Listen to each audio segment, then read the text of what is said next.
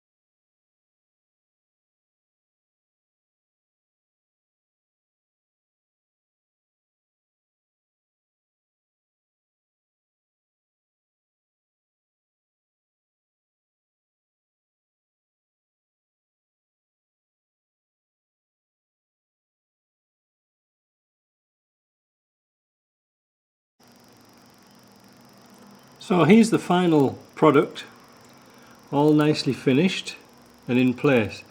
Yes, I left the radio on by mistake, and we're not allowed to do that on YouTube for licensing. And unfortunately we didn't have another dash to reshoot, so if you can see, this was one that had some body filler in around here and round here, and some holes had been drilled in, and I think it looks quite good. We've just got to put the handles on and tidy up, but honestly that is nice, and the vacuum forming really just sets it off nice. It just pulls it down nice and even. So we've got a bit more work to do. We've got the rest of the dash to put back together again.